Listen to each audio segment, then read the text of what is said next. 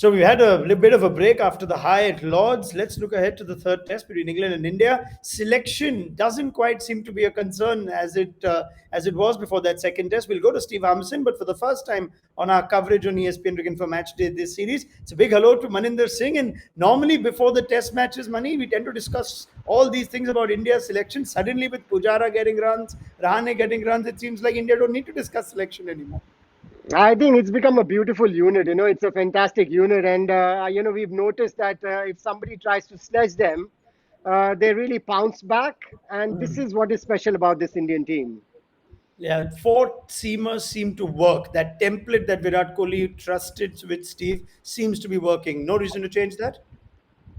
No, the only thing I would say would be injury. If anybody pulled up from the last Test match with a slight scare, we are going into back-to-back Test matches, so that might be in the captain and selection's mind. But if all four are fit, for me, you roll them back out and put pressure on England, because I think India have got England where they want them. And it's just to try now to ram home the advantage. Where that leaves us, though, Mani, is again that question of the frontline spinner. And it seems like after the last test, you wouldn't want to change anything, but our Ashwin still can't find a place in the 11 then? Well, it's happened a lot of times, actually. Whenever you're thinking of a spinner playing overseas, India have gone with Jadeja because he gives you that option of batting.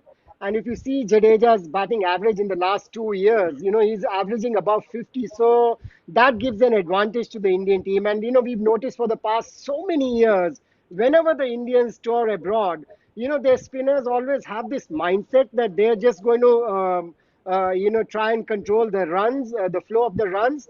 And the wicket part will come from the faster bowlers. Whereas I feel that the Indian spinners, they have this talent and capacity to get wickets on any kind of tracks. And R. Ashwin would be my number one choice of bowlers. But then, the think tank thinks that, if you get runs from Jadeja's bat, like he got that 50 in the first test match, and India, if it hadn't rained on the last day, India would have won that test match.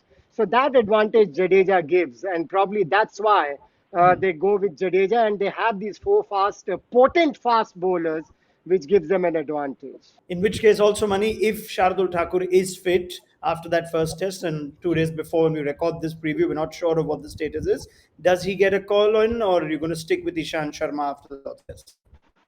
No, it depends if Ishant Sharma is 100% fit as well, because, in the last test match in the second innings, the way he was bowling, he wasn't looking 100% fit to me.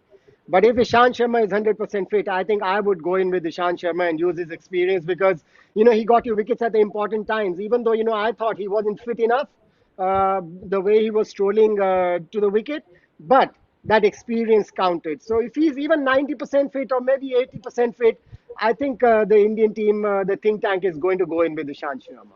I would know if I was an Indian fan, I would always be wary that in English conditions, the way the ball moves, having an Ishant Sharma batting at number 8 gives you a long tail, especially if it comes in if he comes in challenging conditions from overhead. So look, you back your bowlers to take wickets and you back your batsmen to score runs. India did that at Lords and they won a test match, rightly so. So they'll be hoping to do exactly the same up in Leeds.